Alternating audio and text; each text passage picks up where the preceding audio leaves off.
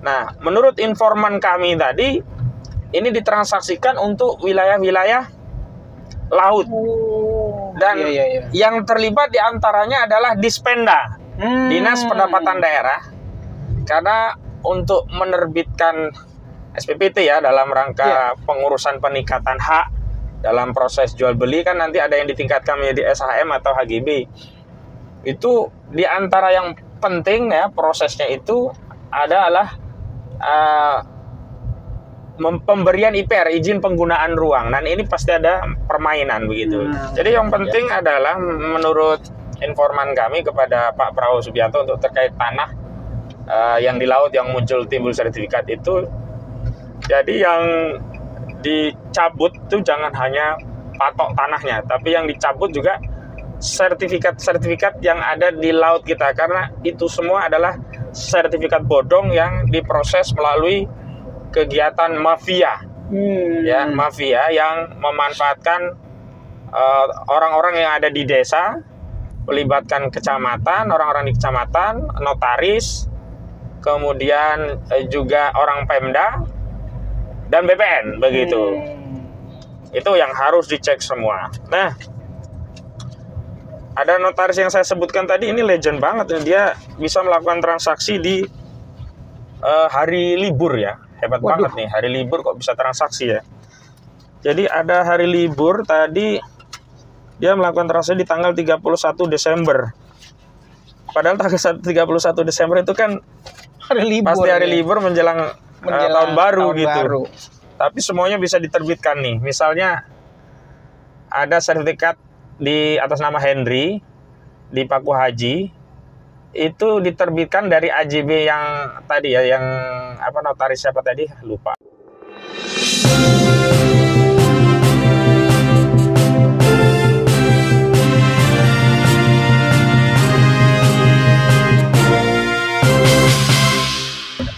Assalamualaikum warahmatullahi wabarakatuh, guys. Kita telah selesai dari pertemuan dengan warga atau korban dan beberapa saksi-saksi yang terdampak PIK 2. Nah, ini kita lagi mau keluar ke arah Jakarta lagi, kita di samping bandara. Ya, masuk tol lagi, tol bandara. Nah, Bung Ahmad Quazinudin ya. Nah, ini gimana kronologisnya tadi, Bung, setelah bertemu dengan beberapa korban dan beberapa saksi? Ya. Baik, bismillahirrahmanirrahim. Yang perlu kami sampaikan kepada seluruh rakyat Indonesia, kegiatan kami yang pulang sore ini ya, dari siang tadi ya, karena ada kegiatan lain, sampai sore ini kita mengunjungi sejumlah warga yang menjadi korban perampasan tanah PIK 2 begitu. Dan ini bagian dari upaya untuk mengumpulkan bukti-bukti untuk perkara 754 PDTG garing 2024 PN CKTPST begitu. Ini adalah kegiatan mitigasi lapangan, karena secara litigasi kita memang sedang membela masyarakat Banten yang menjadi korban perampasan tanah PIK 2 di Pengadilan Negeri Jakarta Pusat. Secara lapangan kita sedang mengumpulkan barang bukti, namun penting untuk kami sampaikan apa sih temuan lapangan.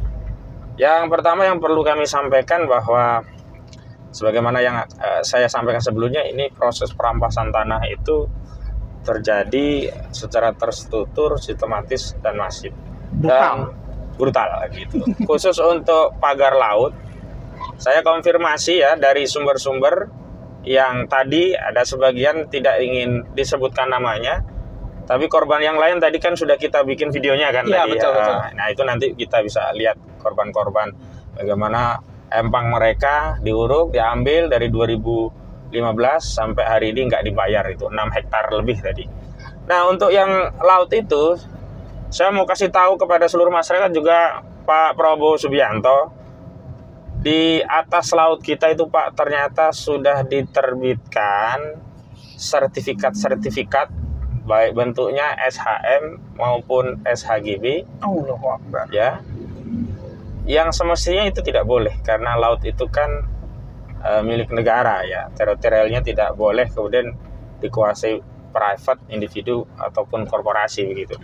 Nah, ternyata permainan mereka itu dimulai dari desa. Luar biasa. Bahkan tadi informasi yang kita peroleh ada yang menggunakan girik, bahkan tidak menggunakan girik prosesnya, cukup C desa. Jadi dari C desa itu disulap seolah-olah ada transaksi jual beli di desa dari nomor girik tertentu yang daftarnya ada di C desa. Walaupun bukti C desa itu, bukti C itu kan ada daftar, nomor girik, luas berapa, milik siapa. Kalau ada perubahan itu kan dijual kepada siapa, apakah seluruh girik atau sebagian, sisa berapa. Ini kan rujukannya ada girik. Nah, girik-giriknya ada yang tidak ditemukan. Nah, menurut informan kami tadi, ini ditransaksikan untuk wilayah-wilayah laut. Dan yang terlibat diantaranya adalah Dispenda, Dinas Pendapatan Daerah. Karena untuk menerbitkan SPPT ya, dalam rangka pengurusan peningkatan hak dalam proses jual beli, kan nanti ada yang ditingkatkan menjadi SHM atau HGB. Itu diantara yang penting ya, prosesnya itu adalah pemberian IPR, izin penggunaan ruang. Dan ini pasti ada permainan begitu. Ya, di Pemda pasti ada permainan. Kenapa? Dari mana datangnya izin penggunaan ruang laut untuk diterbitkan SPT dalam rangka transaksi jual beli, dan dari dasar jual beli dan girik-girik yang didalihkan ada di laut tadi, kemudian bisa diterbitkan sertifikat hak guna bangunan dan sertifikat hak milik. Jadi kalau Tempo kemarin menyatakan hanya sertifikat hak guna bangunan, jadi dari informan yang kami baru temui tadi itu ada SHM juga. Dan plot-plot dari sertifikat itu kan bisa dicek di laman BPN Bumi ya, BPN ATR, yang di situ ada peta-peta wilayah, dan di atas laut itu ada sertifikat hak milik ya, hak kepemilikan ya, ada SHGB, ada SHM begitu. Nah, tadi sejumlah nama disebut. Ya, sejumlah nama disebut begitu ya. Ada Sudaryanto tadi ya, kalau Sudaryanto, ya, Kanwil ya. Ya, ada Sudaryanto. Kemudian ada notaris yang paling banyak dipakai. Ini legend ini. Notaris legend nih. Satu notaris bisa ngerjakan menyulap simsalabim begitu. Jadi ada nama notaris siapa tadi, sebentar saya cek, saya dapat data banyak banget ini. Datanya segitu lengkap ya. Iya, banyak banget. Sebentar. Nanti bisa diedit lagi ya. Iya.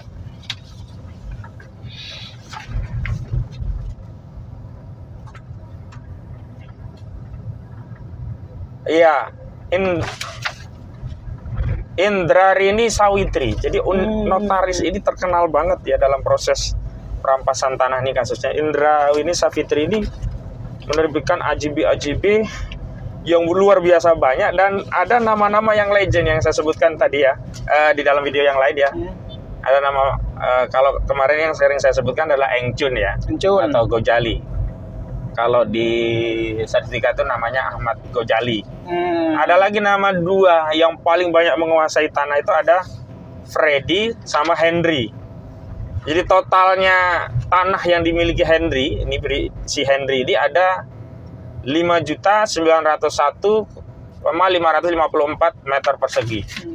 Jadi 500.000 hektar ya berarti ini. Kemudian Freddy ini 2.679.833 meter persegi. Nah, Engcun atau Agojali ini yang paling luas nih, 322 agak kecilan ya, 322.635. Yang paling gede si Henry ya, 5 juta. Totalnya tanah kita kemana ini? Kiri. Totalnya itu 9 juta 24.890 meter persegi. Nah, ini ada di wilayah Teluk Naga, itu ada di beberapa desa. Ini yang untuk kasus darat yang diambil ya. Ada Babakan Asem, Kampung Besar, Kampung Melayu Barat, Kampung Timur, Keboncao, Lemo, Pangkalan, Tanjung Burung, Tanjung Pasir, Tegalangus, Teluk Naga. Nah, kemudian di Kecamatan Kosambi itu ada di Belimbing, Desa Belimbing ya, Rawaburung, Salembaran Jati, Salembaran Jaya. Kemudian ada Paku Haji, itu ada di Buaran Bambu, Buaran Mangga, Gaga, Kalibaru, Kohot yang kemarin kita aksi itu ya. Kemudian Laksana, Rawaboni, Surya Bahari. Data Itu ya. lengkap ya. Kemudian di Sempatan Timur itu ada Gempol Sari, Kampung Kelor, Sengyang, dan Tanah Merah gitu. Jadi yang penting adalah menurut informan kami kepada Pak Prabowo Subianto untuk terkait tanah yang di laut yang muncul timbul sertifikat itu. Jadi yang dicabut itu jangan hanya patok tanahnya, tapi yang dicabut juga sertifikat-sertifikat yang ada di laut kita, karena itu semua adalah sertifikat bodong yang diproses melalui kegiatan mafia, ya, mafia yang memanfaatkan orang-orang yang ada di desa, melibatkan kecamatan, orang-orang di kecamatan, notaris, kemudian juga orang Pemda dan BPN begitu. Itu yang harus dicek semua. Nah, ada notaris yang saya sebutkan tadi, ini legend banget. Dia bisa melakukan transaksi di hari libur ya. Hebat banget nih, hari libur kok bisa transaksi ya. Jadi ada hari libur tadi, dia melakukan transaksi di tanggal 31 Desember. Padahal tanggal 31 Desember itu kan Hari libur. pasti hari libur menjelang tahun baru gitu. Baru. Tapi semuanya bisa diterbitkan nih. Misalnya ada sertifikat di atas nama Henry di Paku Haji, itu diterbitkan dari AJB yang tadi ya, yang apa, notaris siapa tadi, lupa aku. Henry ya, Henry. Notarisnya Ya. tadi yang Rini siapa? sebentar, Indra Rini Savitri ya. Rini Savitri. Itu terjadi tanggal 31 Desember 2013. Kemudian ada atas nama Henry di Desa Saga, Gaga, itu juga 31 Desember 2013. Atas nama Henry lagi di Kecamatan Paku Haji, PBT nomor 915 2020, ini tanggal 31 Desember 2013, AJB-nya itu juga di hari libur. Kemudian ada juga atas nama Henry semua ini. Di hari libur ini notaris bisa mengeluarkan AJB nih, keren banget nih. Ya. 31 Desember, banyak sekali gitu. Jadi udah jelas nih ya. Ini semua mafia. Ini semua adalah modus merampas tanah rakyat kalau di laut dengan menerbitkan sertifikat-sertifikat di laut yang diawali prosesnya dari desa, memanfaatkan oknum-oknum desa, kepala desa dan stafnya, kemudian naik ke BPN. Nah, akhirnya keluarlah ya sertifikat-sertifikat di atas laut yang diterbitkan oleh BPN. Nah, ini harus diaudit oleh pemerintah gitu. Kalau di darat, modusnya adalah dengan menimpa sertifikat atau tanah milik rakyat dengan NIB atau sertifikat yang dikendalikan juga oleh mafia ini. Nama-nama yang ditaruh itu Fredri, Henry, sama Gojali. 3 nama inilah yang kemudian dijadikan sarana untuk merampas tanah rakyat untuk industri properti PIK 2. Tadi ada satu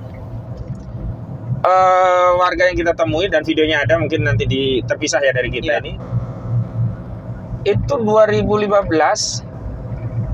tadinya ditawar 200, padahal pasarannya nggak segitu, mau menerima, turun lagi 100 nggak apa-apa, dia dapat duit. Akhirnya nggak dapat apa-apa. Zong sama sekali, dan tanah itu sudah menjadi perumahan di kawasan PIK 2. Luar biasa. Begitu. Nah, ini kan kira-kira istilahnya terjadi perampasan tanah, Bung. Betul. Nah, ini kira-kira akankah pemerintah mengembalikan itu, dan kalau memang pemerintah menindaklanjuti atau mengembalikan, itu prosesnya gimana kira-kira? Ya, tentu saja prosesnya yang pertama pembatalan status PSN-nya, karena status PSN inilah yang sebenarnya modus perampasan sudah terjadi lama, tapi begitu ada PSN ini makin masif dengan dalih PSN ini ya, sampai ke Kronjo sana. Kalau sebelumnya kan ya, kalau kita bicara gempa ya, pusat gempa, epicentrum gempa itu justru di Kecamatan Kosambi. Betul. Awalnya dari situ begitu, lalu melebar ke Kecamatan Teluk Naga, kecamatan yang lainnya. Makanya benar kan, PIK itu awalnya kan Pantai Indah Kosambi gitu. Pantai Indah Kosambi. Jadi ada Teluk Naga, itu berikutnya gitu ya, sampai akhirnya ke kecamatan lain. Ya, kedua tentu saja harus menghentikan ini proyek ini. Dan kemudian terakhir tentu melakukan audit. Nah, ketika ditemukan proses dan prosedur termasuk substansi dalam penerbitan sertifikat itu bermasalah, cabut semua. Yang atas nama Gojali, Freddy, Henry ini cabut semua dan mengembalikan tanah-tanah tadi kepada pemilik asalnya gitu loh. Kalau mereka ada yang sudah transaksi dikembalikan, apakah mau melanjutkan transaksi atau membatalkan transaksi atau rekomitmen kalau memang mereka memang mau menjual, tapi nanti setelah dihentikan dulu, diaudit semuanya gitu loh.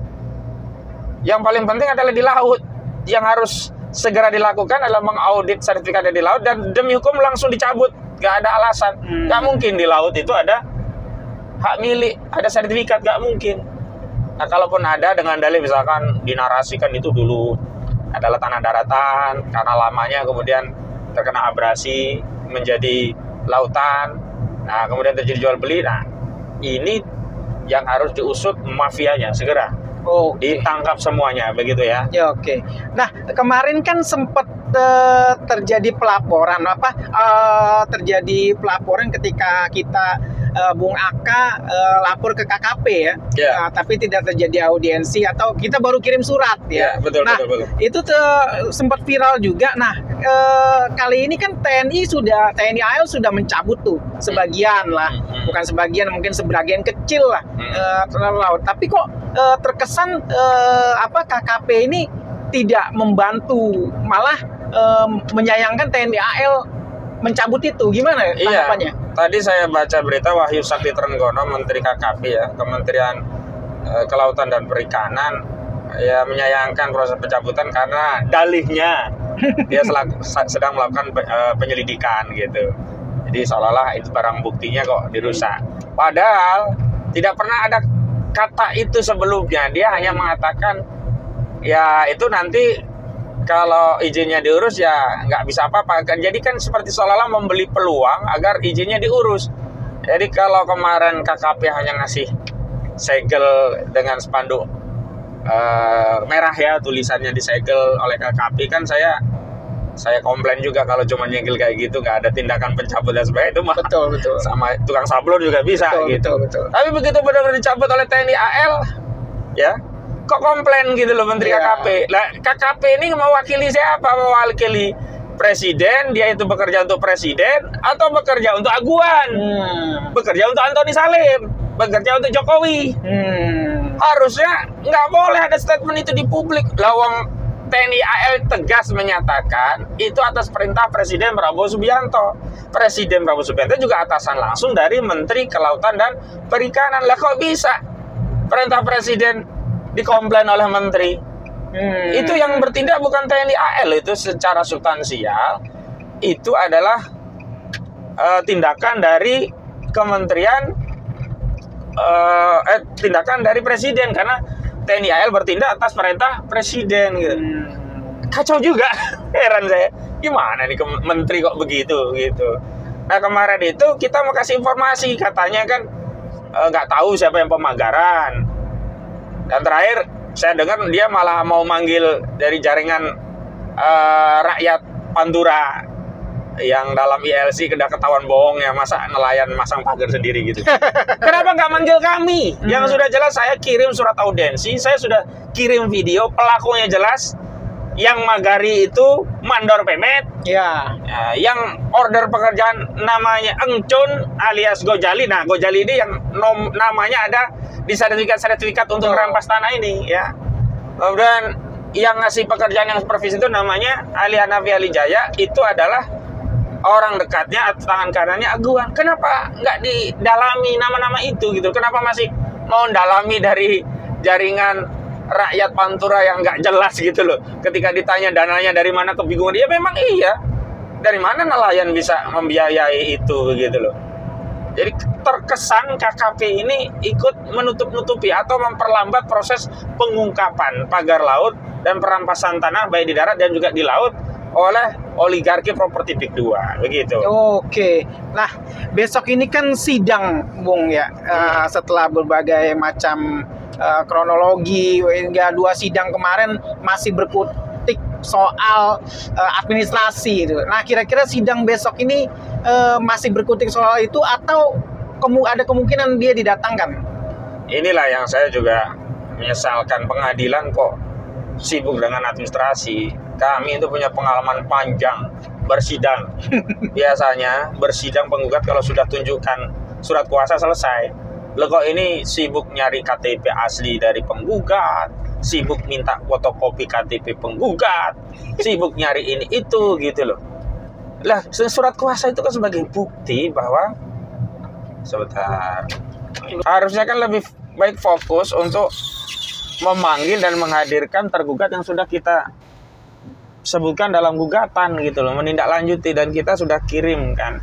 Aguan sebelumnya kan nggak datang, alasannya alamat tidak ditemukan. Kita sudah kirim 2 alamat. Betul. Alamat yang pertama di kantor Agung Sedayu, sudah jelas lengkap itu, masa Agung Sedayu nggak kenal Aguan. Kedua, alamat pribadi Aguan di Pluit yang kami peroleh dari akta perusahaan Pustaka Alam Jaya ya kalau nggak salah, itu dari milik Aguan. Harusnya pengadilan fokus pada tergugat yang sampai hari ini tidak hadir. Habis sibuk dengan penggugat, kira-kira begitu. Oke. Nah, Bung, kira-kira harapannya nih buat warga atau rakyat yang terdampak yang mungkin tadi sudah dapat diwawancara korbannya segala macam, dan untuk rakyat Banten keseluruhan yang kemungkinan kalau memang ini sudah bisa diselesaikan oleh pemerintah, bagaimana mengantisipasinya jika mereka melakukan hal-hal lagi itu di lain waktu gitu. Ya, yang pertama kepada korban ya harus bersabar karena ini bagian dari qada Allah, dan sikap yang harus diambil itu adalah melakukan perjuangan, membela haknya. Makanya korban-korban saya sudah lama himbau kalau ada yang tanahnya dirampas, bikin video di atas tanah tadi, dijelaskan kronologisnya. Karena itu sangat membantu. Pertama, video itu akan kami jadikan bukti di pengadilan. Yang kedua, video itu akan menjadi sarana untuk mencari dukungan masyarakat agar masyarakat paham sekarang kita ini sedang dijajah begitu. Nah, kepada masyarakat Banten secara umum juga begitu, yang menjadi korban ya bersuara, yang tidak menjadi korban membela, termasuk seluruh rakyat Indonesia. Karena saya baca itu ya modus operandi perampasan tanah dengan bermain dengan BPN ini terjadi bukan hanya di Banten tapi di banyak wilayah di Indonesia gitu loh. Dan yang paling penting adalah ayo kita kontrol nih. Khawatir orang-orang yang berbuat kejahatan dalam perampasan tanah itu sibuk melakukan apa yang disebut dengan obstruction of justice. Ya, menghilangkan barang bukti atau merusak barang bukti. Karena belum lama ini kan Tempo memberi bocoran di atas tanah tadi ada sertifikat, kan yang menerbitkan pasti BPN kan. BPN kan nggak mungkin menerbitkan kalau nggak ada pengaju kan. Pengaju kan jelas nanti ada administrasi yang melengkapi, misalkan dari desa dan yang lainnya. Ini harus kita jaga, jangan sampai ada penghilangan barang bukti. Terutama yang paling awal kan saya minta untuk segera berkunjung ke laman bumi ATR BPN, kemudian segera masuk ke lokasi wilayah Laut Banten yang sudah ada sertifikat di atasnya, di screenshot semua. Khawatir nanti ada pembersihan seolah-olah hilang ya dari peredaran. Betul. Di desa, di kecamatan juga yang punya informasi, aparat atau pejabat yang jujur, yang masih bersih, tolong juga ya infokan. Kalau nggak bisa bicara langsung, pakai orang ketiga, misalkan pinjam orang lain untuk menginformasikan, atau kirim ke tim kami kan, ada tim mitigasi, bisa ke saya langsung atau bisa lewat Bang Juju Purwantoro. Nah, kenapa? Ya karena penjahat-penjahat perampas tanah rakyat ini sudah mulai ketakutan mereka dan mau menghilangkan jejak ya, mau lari dari tanggung jawab begitu. Dan salah satunya ketika mereka ketakutan itulah adalah menggunakan buzzer untuk untuk memiringkan opini yang terjadi di masyarakat. Baik guys, itu saja liputan dari kami untuk sementara. Semoga tetap menjadi pencerahan bagi rakyat Indonesia, warga Banten khususnya. Sekian dari kami berdua. Sekian, wassalamualaikum warahmatullahi wabarakatuh. Waalaikumsalam warahmatullahi wabarakatuh.